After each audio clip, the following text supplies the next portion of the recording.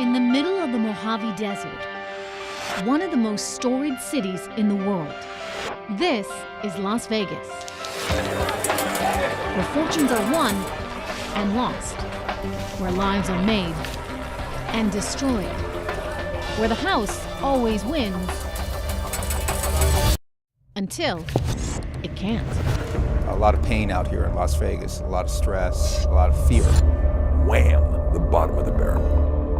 One gambler preyed on the casinos at their weakest moment and walked away with more than $15 million in a single winning streak. People say you do play perfectly, Don. If you have an edge, if you play long enough over a large enough sample size of hands, you're going to win. Eventually, he swings the math in his favor. Did he cheat? Is it luck? Or simply skill? I'm Trish Regan. Join me for the story of how one blackjack player found a whole new way to beat the odds.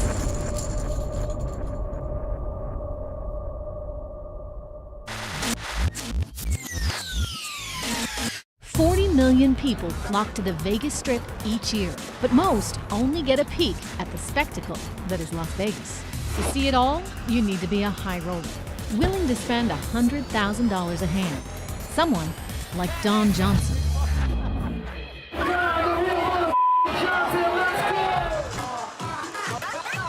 Don is, as they call him in the industry, a whale, meaning he risks millions in the casinos and makes millions too.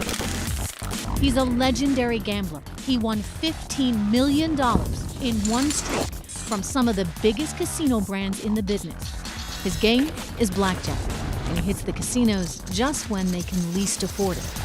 When Don Johnson walks in a club, dancers show off his initials, and celebrities pay their respects. The scene is all engineered by the casinos because they want to win his money. I want Don to show me how he beats the casinos at their own game. Hi. Hi, Trish. So nice to meet you. My guide to Las Vegas treats the casino like a battlefield. He studies the industry, its strengths, and its shortcomings. To know Las Vegas, he says, you have to start at the beginning. So where we're heading right now? Fremont Street, Old City, where all of Vegas started. Do you come here and gamble? More just to play around and have fun. Come down here because it's nostalgic. Gamblers often learn to play here because the bets are low, and it's relaxed, friendly. The first Vegas casinos opened here back in the 1930s. This is history. This was the beginning of what ultimately became the Vegas Strip. 5 miles south, enormous tourist-filled casinos flash their glittering lights. This is the famous Vegas Strip, and it lives up to its reputation. Gaudy, but above all, full of promise, possibility, excitement. Two giant companies dominate the Strip, MGM and Caesars Entertainment. The last time Don played at a Caesars property, he walked out the door with $4 million in blackjack winnings. Since then, the company is, shall we say, less welcoming. The upper management at Caesars took a position that my type of business isn't something that they want to build a portfolio on. In fact, it's the exact opposite. I wonder why. Maybe long term they just determine they can't make money off of someone like me. I can accept that, that's fine.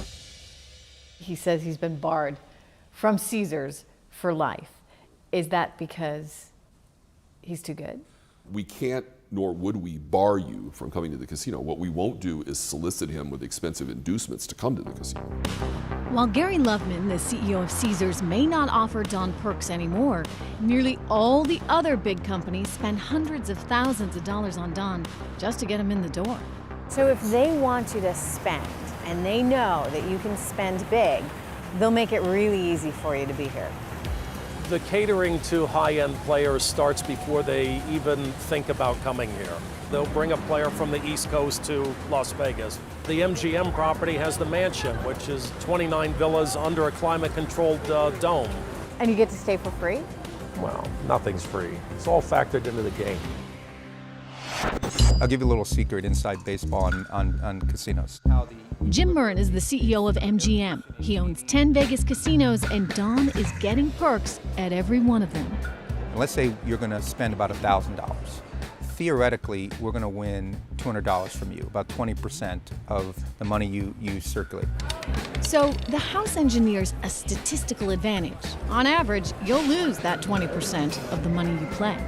So, are there certain games where you have a better edge over the player than others? The best chance of beating the casino is with Baccarat. And that's followed by perfect strategy of Blackjack, playing straight up craps, and then every game in between has its different set of holds. If you play the big 6 wheel, that wheel that we always stick right in the front of the casino, you don't have much of a chance. My guys are going to hate me for saying this because we do really well on that. If the house wins so predictably, how do casinos keep gamblers coming back? The answer? Perks. We're going to win, theoretically, $200. I can comp you to induce you to come out here.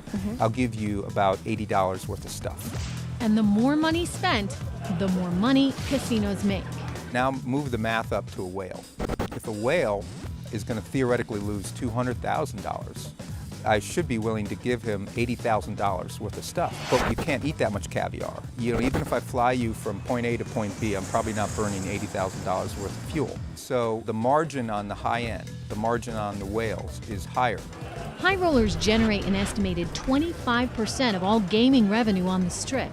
But here's the thing, you have to have their length of play.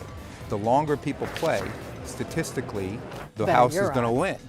Which is why casinos will do just about anything to keep the whales playing. Easy transportation, Very easy transportation. a nice room, Beautiful rooms. alcohol, Well, there's always alcohol. food, so whatever you want. Yeah, they're going to try and customize a package. If the player's big enough, they're going to try and give him what he wants. Problem is, Don Johnson is no ordinary whale. Because the more he plays, the more he wins. His biggest single night was at the Tropicana. Take me back. What happened? I beat him big. I think a lot of it just had to do with a huge bet that you can put down. When I had a $300,000, $400,000, $600,000, $700,000, $800,000 hand out there, I won those. It's very, very difficult to lose if you win those big bets. He racked up $5.6 million in chips before management cut him off. Did word spread throughout the casino? I think it spread through the entire town. And then when I woke up later on, then I'd gotten several phone calls from different casinos asking if it was true. And yet the casinos were calling you to see if you wanted to come play at their place? Sure, I think at that point they felt, look, I mean, he's won it there. Why not get him to come in over here? We'll see if we can get him to lose part of it back, or all of it back. But Don rarely loses. He went on to gamble at 2 more casinos during that trip and won another $10 million before he quit. I guarantee you anybody at home watching this right now probably thinks, he counted cards. That's how he did it. Is there more to it than that? Monkeys can count cards. Card counting alone is not going to get you all the way there.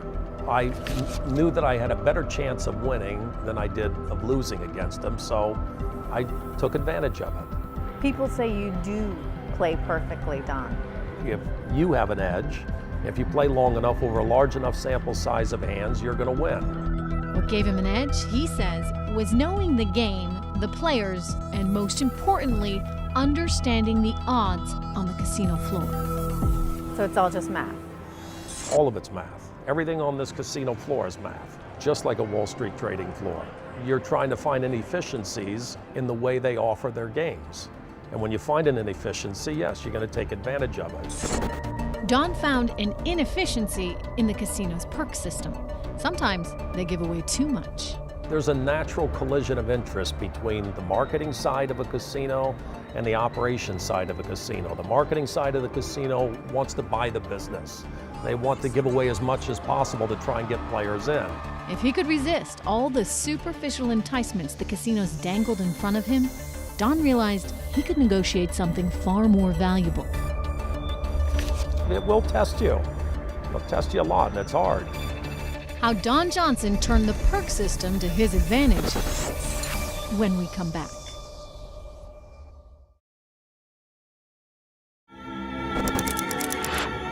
The Bellagio, one of the most dazzling casinos on the Strip. A lot of people gather right here. We're outside the Bellagio Hotel, and they gather here because this really is one of the best views in all of Vegas. You can see pretty much the whole Strip. You've got everything from Caesar's Palace there, all the way down Treasure Island, the Venetian back there, and of course, the Eiffel Tower. High rollers come to the Bellagio's Hyde nightclub to enjoy one of the most expensive perks in the city. Wow, I like this table. Absolutely gorgeous. Really neat. What makes this table worth $250,000 a night? This red button. Okay, here we go. Wow. Now I believe it.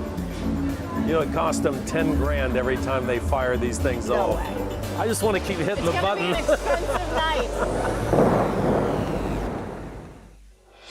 The Bellagio and its sibling property, the Mirage, transformed the Vegas Strip in the 90s. Both were designed by one man, Steve Wynn. They made him the most legendary casino magnate alive today. What it takes to dazzle everybody today is 100 times more ambitious, complex, and challenging than before. Wynn is the nemesis of every whale on the Strip because he's always inventing new temptations to keep them in the casino. From nightclubs to shows to celebrity chef restaurants. And they're all coming here for the experience. We've trained the public and raised their expectations. A good thing. A good thing for Steve Wynn, because when Don Johnson's on a winning streak, he heads to Wynn's new clubs to celebrate. What is it about his properties that are different than everything else here? Steven's a perfectionist. It's as though spare no expense. If you build it, people will come. The Wynn And do they? And they do. They do. Thousands of them show up in these clubs. Wynn was an unlikely candidate for the most influential casino developer in history. How does an English major from the University of Pennsylvania wind up becoming a casino mogul? The question even more appropriately is, how does a boy of opportunity take up a life of crime? He can joke about Vegas's criminal history because he was one of the first casino moguls without ties to the mob. Wynn's casinos are financed by Wall Street and inspired by high-end hotels of the 1950s, especially the Fontainebleau in Miami Beach. I would go on vacation to the Fontainebleau and I would watch the people behave in this place with such joy and happiness. It was utopian. And the guy that built the place, he marched around with his beautiful wife. And the only thing that I could think of is, it's good to be king. That's what it looked like to me. He eventually would become king of Las Vegas, but he started out small, working in his father's bingo halls. In the early 1970s, he took over the Golden Nugget Casino in Old Downtown. But it wasn't until he opened Mirage in 1989 that Wynn got to show off his talent for spectacle. Outside, a volcano explodes every night. I think every developer demonstrates what he thinks of the public by the product he creates. If you believe that people have discretion, that they know the difference and will respond to it, then you'll dish it up to them even if it costs more, with the confidence that it'll pay off. He says that kind of fun is the key to winning in Las Vegas. Keep them entertained, and gamblers will lose, every single one of them. My father was a problem gambler. He knew he wasn't going to win. He just liked the game more than the money. We'll go and grab the biggest players in the building. I'll ask them off the record to tell you why they're risking $50,000 a roll on dice. Why are you doing it? Do you have some purpose in mind?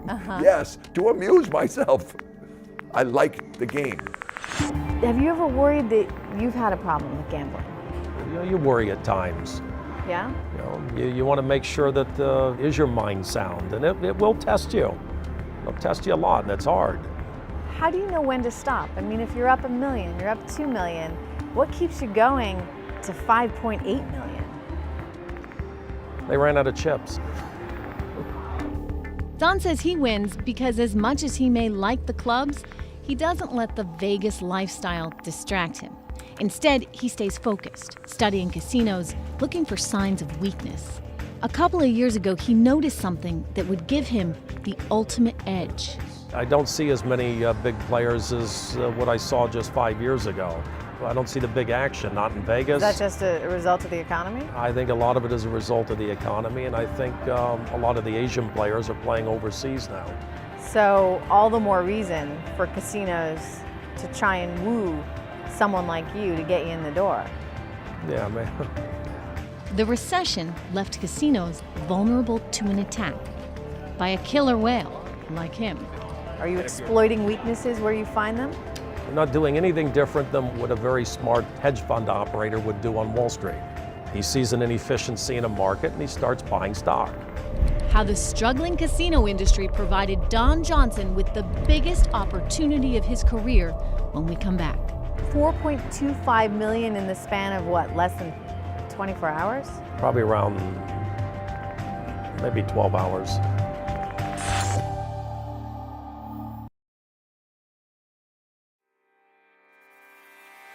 At night, Las Vegas looks invincible. But fly over the Strip at dawn, and its secrets are revealed. These steel and concrete skeletons have taunted the city for 5 years. Evidence of the biggest commercial real estate bubble in history and its spectacular implosion. There's an awful lot of pain out here in Las Vegas. A lot of drama, a lot of stress, a lot of fear. MGM CEO Jim Murren is halfway through building a casino complex the size of a small city when Wall Street crashes. Banks stopped calling us back, and we had 10,000 construction workers working on site, and the bank stopped lending. So it was very difficult. 4 more casino companies abandoned projects mid-construction.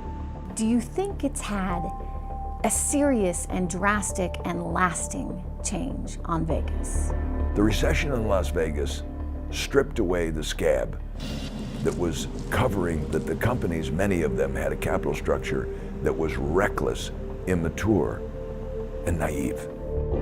Steve Wynn's luxury towers now look out over the ruins of the Echelon, a casino project planned by the Boyds, Vegas's oldest casino family. In your entire time in Vegas, have you seen anything like 2008? Never seen anything even close to it. Bill Boyd and the fellows that work for him, they're really nice people, right-thinking people. They drank the Kool-Aid a little bit on this multi-use development. But many in Vegas blamed Steve Wynn, saying it was he who started the commercial real estate bubble. The new Strip is, it's like the house that Steve built. Before Wynn built his gambling palaces, Vegas casinos were nearly impossible to finance, most funded by millionaires or the mob, and they relied on slot machines for revenue. I had a clear understanding of what to trust and what not to trust, and it wasn't a slot machine. Wynn brings new ambition to Vegas, targeting players with expensive taste.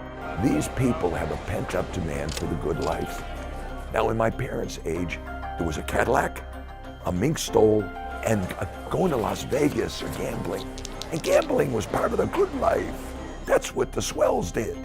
He turned to Wall Street and offered investors junk bonds, high-interest loans that incentivized them to risk everything on his grand vision. When he did his masterpiece, Bellagio, with the Bellagio fountains, and you really get to go in and experience it. Both Mirage and Bellagio blew through their budgets. MGM seized the properties in a hostile takeover. Wynn had gambled and lost. You want to criticize or find fault with guys like us, it's easy.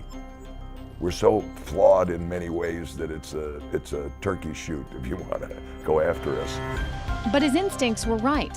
His first Strip casinos triggered what some might call a Vegas casino arms race. Suddenly, banks are writing blank checks to anyone willing to tear down an old casino and build one to compete with Steve Wynn. The Boyds, a Vegas family known for building small, local casinos, are inspired to tear down the old stardust on the Strip.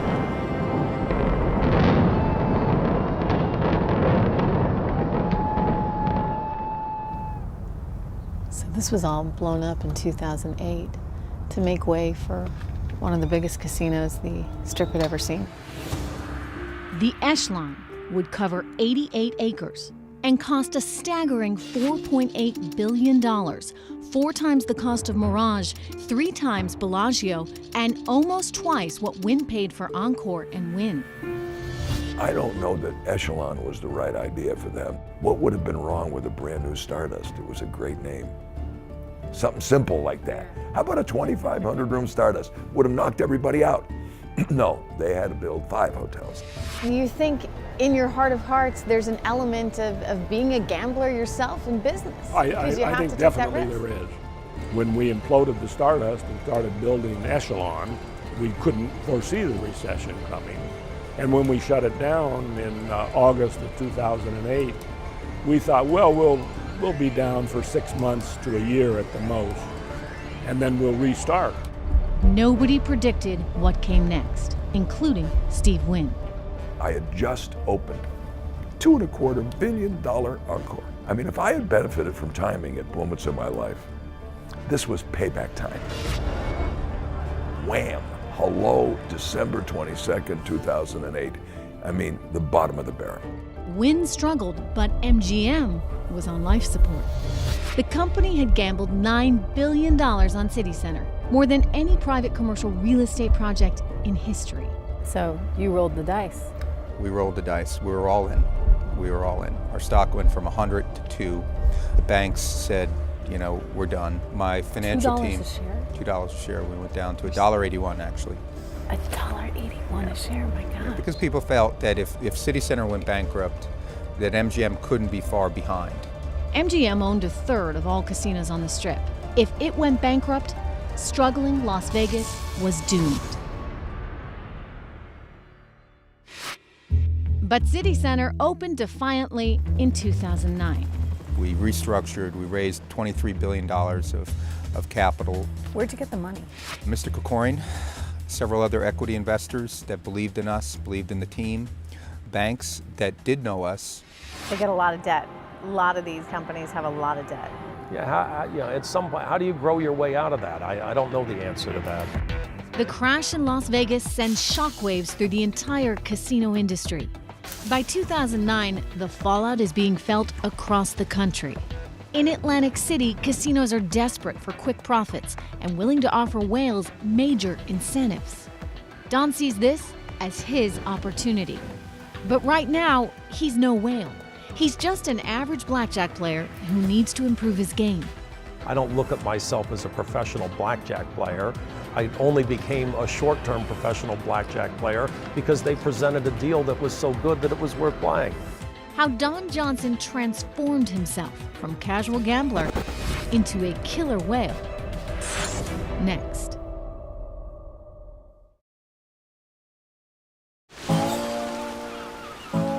Less than 2 hours from the Atlantic City boardwalk, over the Pennsylvania border, sits the small town of Bensalem, home to the Parks Casino and home to legendary blackjack player Don Johnson. I own the woods going back on this side, and the casino owns everything on that side. Don shocked the gaming industry by winning $15 million at the blackjack tables. But he'd been prepped for this moment.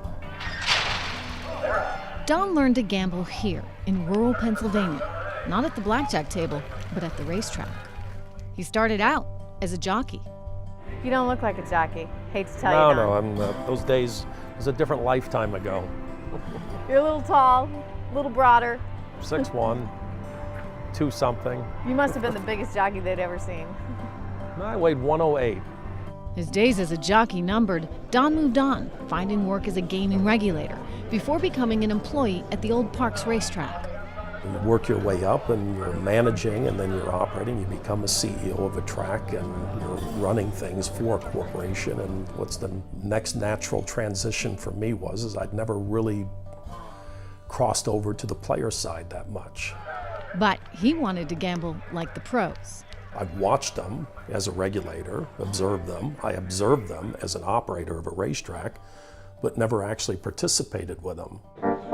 In 2003, he quit to become a professional horse bettor. He'd run sophisticated mathematical equations in an attempt to predict race outcomes. It made blackjack look easy, and he started playing cards in Atlantic City to relax. Used to play in casinos before, but more just recreationally, not really for big money. $25 bets would be a $100 bet would be a huge bet. But over time, he became a regular player. Those bets grew.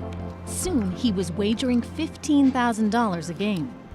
Let's talk a little bit about Atlantic City. How do you walk into some casinos in Atlantic City in the span of 4 months' time and collect 15 million bucks? There was a time when Atlantic City was, I think they were desperate for business and they were overpitching some of the games. Atlantic City casinos, owned by MGM, the Boyds, and Caesars, began calling Don, offering $50,000 in free bets just to get him in the door. The deals were so good, Don suspected Atlantic City was in worse shape than any other gambling city in the country. Vegas has enough critical mass and they have a huge convention business. Some fairly major properties that can do a lot of cross-marketing with different properties they own around the country now. But the cross-marketing strategy that keeps Las Vegas strong also steals business from Atlantic City. Vegas casinos, anxious to grow profits outside the Strip, are pitching small, regional casinos throughout the country. States hungry for tax dollars are embracing these casinos, every single one of them. Overall, I call it a win-win. It's going to generate hundreds of millions of dollars in revenue. Let's do gaming right, and let's take the first step this year. For Atlantic City, new competition means big losses. Since 2006, 16 local casinos have sprung up around Atlantic City, and they're all siphoning players and profits from the boardwalk. I think Atlantic City, they're losing too much of their business now. There's just too much competition in surrounding states. Started with Delaware, Pennsylvania's put a lot of pressure on them. New York has gaming now. They're soon to be expanding in New York. It's just a matter of time before it's going to go back to being a beach town. Atlantic City is a very challenged place. Yes. What's your take on AC right now? I am concerned. Jim Murren is the CEO of MGM, which co-owns Atlantic City's high-end Borgata. We want to make La City come back. Do you worry at all that there's a lot of saturation in that market? I do. We have to be very targeted. We have to remember the lessons learned in the recession and not repeat them, not grab every market just because it happens to be there, not be a glutton for development. MGM's rival, Caesars, has an insatiable appetite for building. CEO Gary Loveman has built casinos in Pennsylvania and Maryland that will compete with the company's own flagship in Atlantic City. Atlantic City, that's the poster child for why it's been tough, because there's been so much regional expansion. You're part of that. You've got casinos everywhere. Well, we do, but it's a complicated problem. In every instance where an adjoining state legalizes and puts pressure on an incumbent state, of course that's a business problem we have to solve. Loveman, a former Harvard marketing professor, argues regional casinos are necessary because they drive business back to his Vegas properties. And a lot of locals are hopefully loyal to the brand. So you're a Cleveland guest, you've been treated very well at our place there. Now you want to go to Las Vegas. Now you have two options. You could just be a traditional purchaser online of my competitor's offering, or you could call your Cleveland host who would engage with his or her colleague here and arrange exactly what you want, the right check-in experience, the right room type, the right event access, and that's the proposition that we want to deliver. It's a proposition that does deliver for Vegas, and it's part of the reason profits there only declined slightly in the past few years, while Atlantic City lost 40% of its revenue. And it's why Atlantic City's casinos were desperate enough to offer high-stake gamblers like Don Johnson whatever advantages they wanted. What happened to the old expression, the house always wins? The house can't always win. You're going to see big swings when you let people bet $50,000 to $100,000 a hand. Once you're ahead of the house a couple $1 million, why not just keep playing?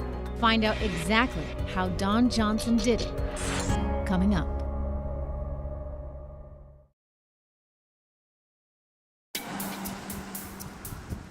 Atlantic City, winter 2010. Crime rates rival only those of Detroit. Casino profits are in a free fall. Casinos will do anything to win back high rollers. It's the opportunity of a lifetime for newly turned blackjack player Don Johnson. He's about to stun the gaming industry, walking away with $15 million. The key to Don's success, what he negotiates with the casinos up front. They'll negotiate for high-end players if you're playing big enough, and they'll negotiate the discount policy. How much do you have to be playing? 3 hands at 5,000, 15,000 a swing. 15,000 a swing may not get a player VIP treatment in Vegas, but when Don bets that much in Atlantic City, it gets the casino's attention. What kind of terms do they offer you? The right game, with the right odds, with the right discount policy. Why do you think they gave you such a big discount and changed the rules? Because they were giving it to other players. And they had some success in beating some other players. But the casinos don't realize Don set a trap. He's not the mid-level player he appears to be. He's an industry insider who knows exactly what terms to negotiate. For starters, he wants big bets. They were letting me play 25,000 a hand by 3 hands, so 75,000 a swing. At 75,000 a swing, it's not that hard to win $4 million. It's also not that hard to lose $4 million. I didn't have $4 million to lose. That was the key. He doesn't have $4 million to lose because he negotiates himself a discount, a 20% rebate on all his losses. If he gambles $4 million, he'll only lose 3.2. Over the entire course of play, that matters. I haven't worked in a property that's actually, in my mind, been dumb enough to get themselves in that situation. Mark Oppenheimer negotiates with high rollers for the Parks Casino. Frankly, some casinos haven't paid enough attention and have made millions of dollars for Don because they haven't thought through the math. Don't these casinos have mathematical algorithms, models that they've put in place to make sure that someone like you can't come in and walk away with nearly $6 million in one night? I think they need to have made an evaluation on you as a player, some kind of track record, some kind of file, some kind of past performance where they've now judged you as a player and said, this is a player that we think we can beat. Why would the casinos think they could beat Don? In the case of Don Johnson, why is it that your casino would be willing to negotiate terms that would not be as favorable to you, but would really benefit the player more? Why do that? Well, we tried not to do that past a certain point. I mean, we're doing this hopefully in a completely dispassionate, mathematized way. Caesars granted Don's request based on a record of his past performance. Does it somehow get logged in the computer? So a particular person who plays extremely well, there's a note on their profile? Yes. The note on Don's file said he was a mediocre player. How did you suddenly become such a great blackjack player? It probably helps to have some friends that understand the mathematics behind each of the games. Shortly before taking Atlantic City for millions, Don hooked up with a team of Ivy League math PhDs. Did they help figure out how to best stack the odds? Well, yeah, the different mathematicians have different skills. The mathematicians turned down Bloomberg Television's request for an interview. But Don says they coached him, making him into what the casinos consider the perfect blackjack player. I walk into a casino. What are the odds I'm going to get versus the odds you're getting? You're probably going to play a game that's 300% worse. 300% worse? 300% worse. The odds a player like me is going to beat the house? About 49%. So while I may strike it lucky, I won. The longer I play, the more likely I'll lose. How discouraging. But still, I believe in the statistical analysis. I do. And statistical analysis says, even though the house has the edge, I can improve my odds if I improve my game. I want to win. You want to win. You need to do some studying before you go in. Everybody can get the basic strategy card in the gift shop. It's going to make you at least a better than average blackjack player.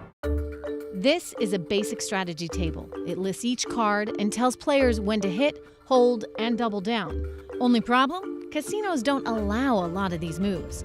So once Don secured the right advantages and discounts, he turns his attention to the rules of the game. You tweak 2 or 3 things one way or the other enough, and a game goes from being negative to positive. Once Don negotiates his edge, it's time for battle at the blackjack table. And make a mistake that's in your favor, you're going to collect on it. Those are like free bets. The art of casino warfare when the player continues.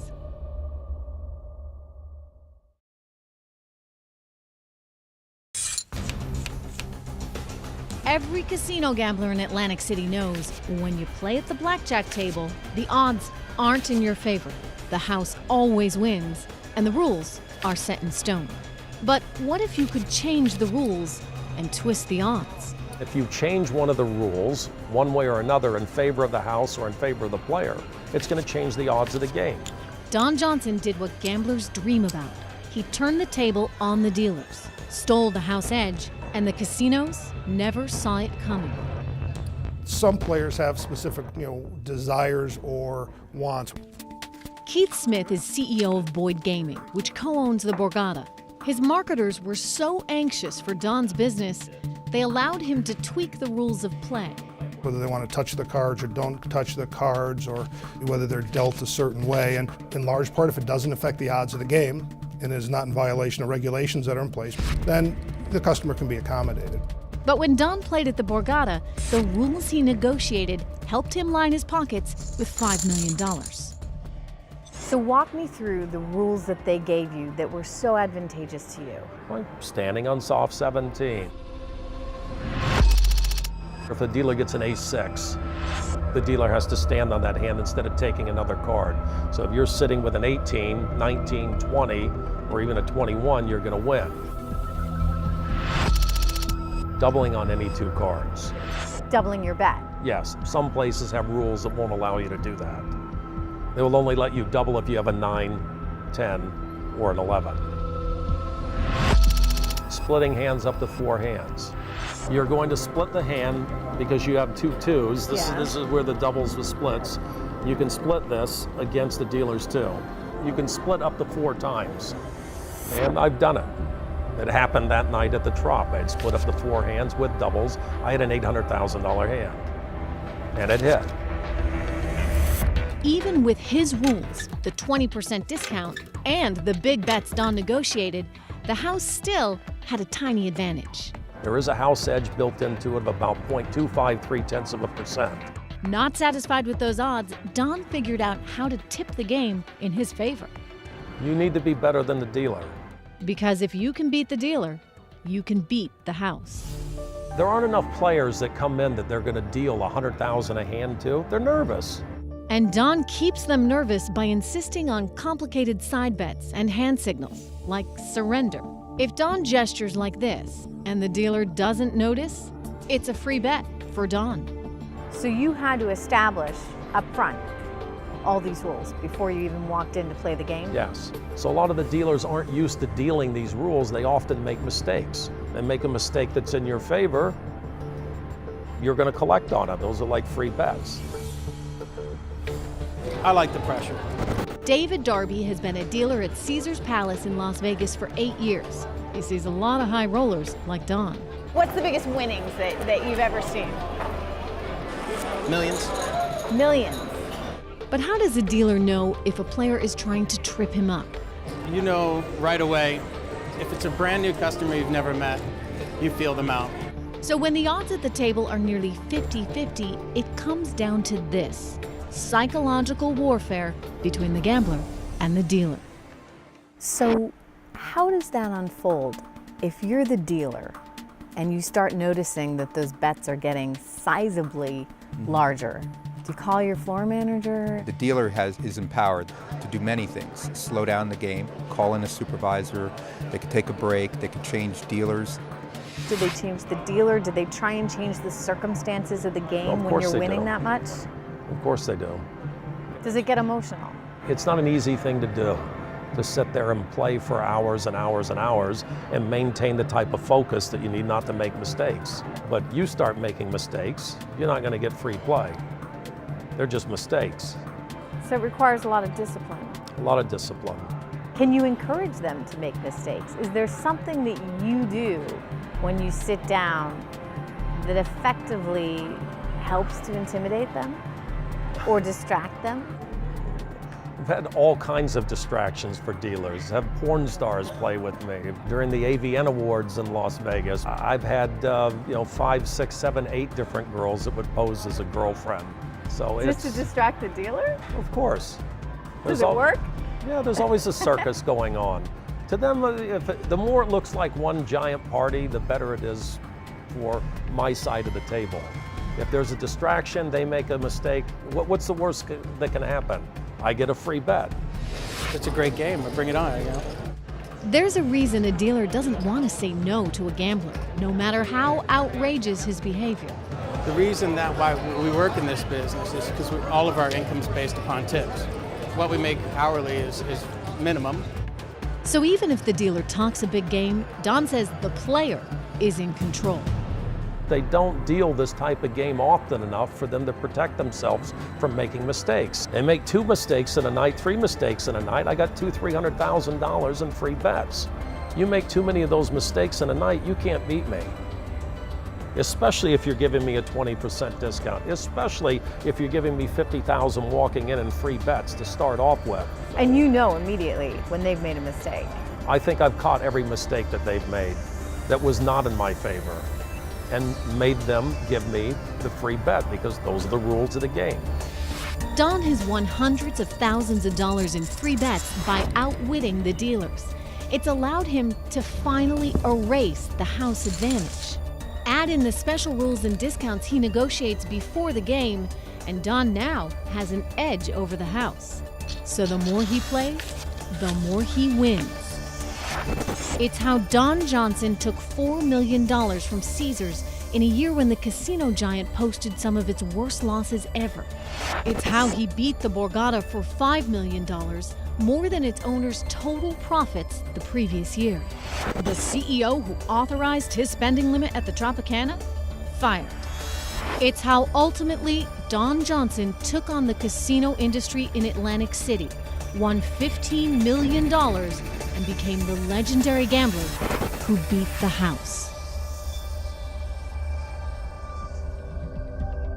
Can Don's success be replicated? Might he strike again? Coming up, find out how Don Johnson believes he'll gain his next edge over the casinos.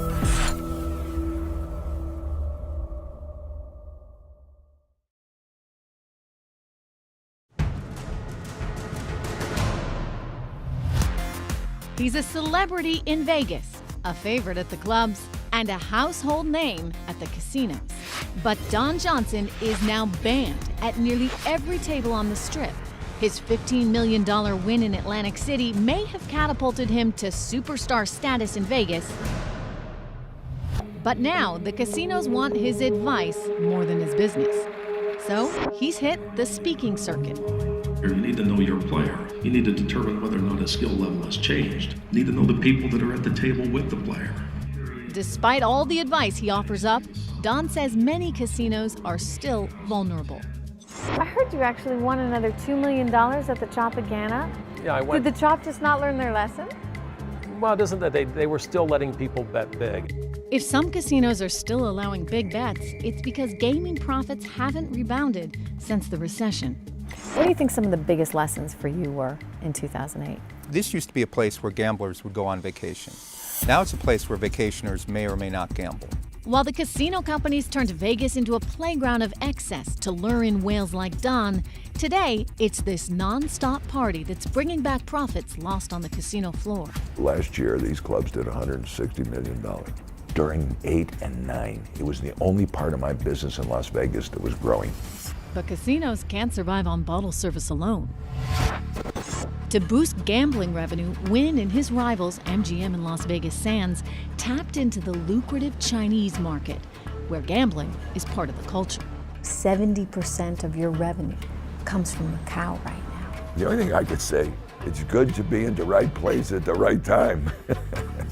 And it's a two-way street. One Asian casino is betting big on Vegas. Genting purchased the Boyd's neglected Echelon site and, hoping to lure its Macau-based patrons to the U.S., is planning the first Asian casino on the Strip. Las Vegas still represents the greatest vacation package available to world travelers. So I see Las Vegas surviving. Don Johnson isn't so sure. Do you see anything on the horizon for Vegas? I mean, what's Vegas's future right now? I think it's going to be a long time before Vegas comes back to its peak days. I don't think it's happening anytime soon. He's still studying Vegas, trying to exploit its inefficiencies from his home in Pennsylvania. He's building a software program using data to map out the gaming industry's weak points and reveal where a player like him should strike next. You know, for my life, I find it intriguing. It's fun. You know, I love it. I enjoy it, and I'm going to continue doing it. In another life, do you think you could have worked on Wall Street? I'm not done yet. Maybe I'll do it in this life.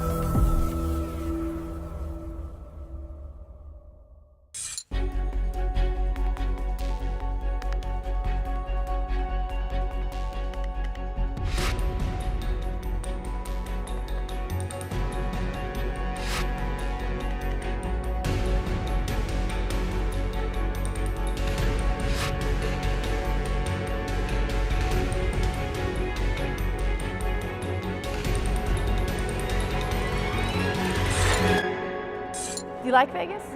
I like Vegas. What do you like about it? You can love and hate Vegas at the same time.